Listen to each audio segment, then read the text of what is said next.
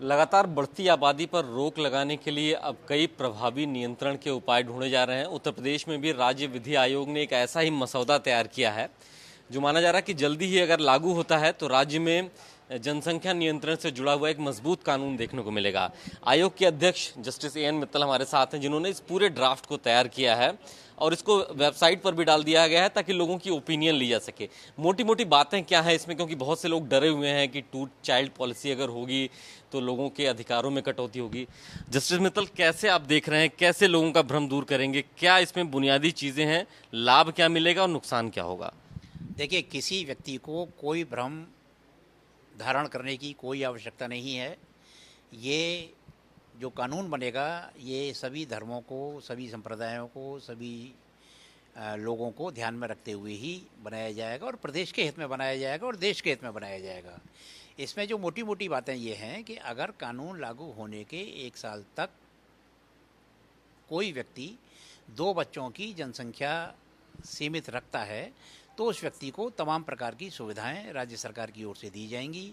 उनमें राज्य सरकार की योजनाओं का लाभ है। उनमें जो सरकारी नौकरी में है अगर कोई व्यक्ति है तो उसे अतिरिक्त वेतन वृद्धि है, उसकी पेंशन योजना में सरकार का अधिक कंट्रीब्यूशन है, उनके बच्चों के लिए शिक्षा, चिकित्सा इसकी विशेष व्यवस्था है। और अगर इसमें किसी व्यक्ति का कोई बच्चा, अगर मान लीजिए 2 बच्चे हैं कानून लागू होने की तारीख तक, उसके बाद कोई बच्चे को कोई विकलांगता आ जाती है या कोई बच्चा मर जाता है तो ऐसी दशा में उसको तीसरा बच्चा करने की छूट होगी। एक्सेप्शंस भी दिए गए हैं कि अगर कुछ ऐसी संभावनाएं होती हैं, दिक्कतें होती हैं बच्चों में, एक्सेप्शंस दिए गए हैं। अच्छा, कुछ प्रतिबंध भी लगाए गए हैं कि अगर कोई 2 चाइल्ड पॉलिसी का उल्लंघन करता है तो किस तरीके के प्रतिबंध होंगे उन पे? देखिए, जो प्रस्तावित प्रतिबंध हैं वो यही हैं कि वो व्यक्ति सरकारी योजनाओं का लाभ नहीं पा सकेगा, उस व्यक्ति का राशन कार्ड 4 यूनिट तक सीमित कर दिया जाए, वो व्यक्ति सरकारी नौकरी के लिए आवेदन करने का अपात्र होगा, वो व्यक्ति पंचायत का इलेक्शन, नगरपालिका का इलेक्शन, महापालिका का इलेक्शन, नगर निगम का इलेक्शन लड़ने का अयोग्य होगा और वो उस व्यक्ति को किसी भी प्रकार की कोई सब्सिडी वगैरह नहीं दी जाएगी। सर, लेकिन जो ये तमाम विधायिकाएं और भी हैं, पार्लियामेंट के इलेक्शंस होते हैं, विधानसभा के इलेक्शंस होते हैं, क्या ये भी इसी के अंदर कवर होंगे या सिर्फ अभी म्युनिसिपल बॉडी तक ही इसको सीमित रखा गया है? नहीं, हम केवल म्युनिसिपल बॉडीज़ तक ही और पंचायत तक ही सीमित रखेंगे इसको।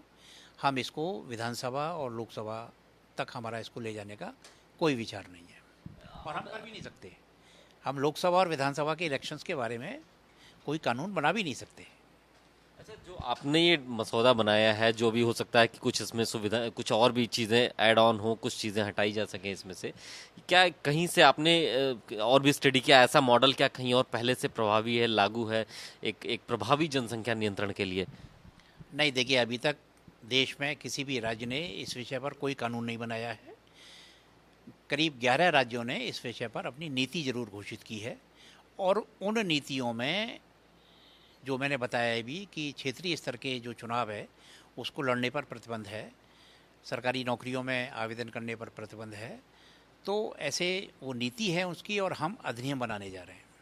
दोनों में फर्क क्या है? क्योंकि राज्य सरकार भी, यूपी सरकार भी माना जा रहा है कि वर्ल्ड पॉपुलेशन डे पर एक पॉलिसी अपनी लाएगी सामने, आप एक कानून की बात कर रहे हैं, दोनों में फर्क क्या होगा मोटे तौर पे? देखिए, दोनों में फ़र्क ये होगा कि नीति में आपको एक गाइडलाइन है, जैसे संविधान में हमारे directive principles of state policy हैं और एक फंडामेंटल राइट्स हैं।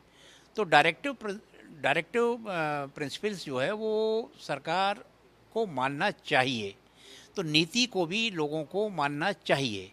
परंतु जहाँ तक अधिनियम का सवाल है, अगर कोई अधिनियम बना करके ऐसी व्यवस्था कर दी जाती है और जैसा कि मैंने आपको अन्य राज्यों के बारे में बताया, उन्होंने जनसंख्या पर सीधे सीधे कानून ना बना करके उन्होंने अपने यहाँ के महापालिका एक्ट में, नगरपालिका एक्ट में, क्षेत्र पंचायत एक्ट में संशोधन करके उन लोगों को इलेक्शन लड़ने पर रोक लगाई है। तो हम सीधा सीधा इसमें उन कानूनों में संशोधन न करके हम जनसंख्या के संबंध में ही कानून बना रहे हैं और हमारा जो कानून है वो आने वाली पीढ़ी के लिए बहुत लाभदायक होगा। हम आने वाली पीढ़ी को अच्छे प्राकृतिक संसाधन दे सकेंगे, अच्छे आर्थिक सुविधाएं दे सकेंगे, अच्छी शिक्षा दे सकेंगे, अच्छी चिकित्सा दे सकेंगे और एक प्रदेश में रहने का अच्छा माहौल दे सकेंगे। क्या सर इस बात को भी इंश्योर किया गया है कि बहुत लंबे समय के लिए इस पर कभी दोबारा स्टडी किया जाएगा? जैसे कई देशों में, चाइना की अगर हम बात करें तो वो कब का उभर चुके हैं, 1 चाइल्ड पॉलिसी, 2 चाइल्ड पॉलिसी, अब 3 चाइल्ड पॉलिसी पे वो आ गए हैं, क्योंकि उनके देश की एक बड़ी आबादी बूढ़ी होती चली जा रही थी, जन्म दर बहुत कम हो गई थी। क्या इन सब चीज़ों को भी, साइंटिफिक मेजरमेंट्स को भी देखा गया उसमें? देखिए, हम जो कानून बना रहे हैं वर्तमान को देख करके बना रहे हैं और आगे आने वाले 25 साल को लेकर के बना रहे हैं। आगे आने वाले 25 साल के बाद क्या स्थिति होती है, उस समय की सरकार जो भी निर्णय लेगी वो स्वागत योग्य होगा। बेहतर क्या होगा, राष्ट्रीय स्तर पर एक नीति सामने आनी चाहिए, या फिर राज्यों को अपने हिसाब से, अपनी आबादी, अपनी जनसंख्या, अपनी डेमोग्राफी के हिसाब से काम करना चाहिए? देखिए, वर्ष 1977 में जब संविधान संशोधन हुआ था तो संविधान की 7वीं अनुसूची में राज्य सूची है, द्वितीय सूची, उसमें प्रविष्टि 20A पर ये विषय राज्य सरकारों को दे दिया गया है, पॉपुलेशन कंट्रोल का और फैमिली प्लानिंग का। तो राज्य सरकार ही इस विषय पर कानून बना सकती है, और वैसे अगर देश की लोकसभा भी इस विषय पर कोई कानून बनाती है तो उसका भी स्वागत है।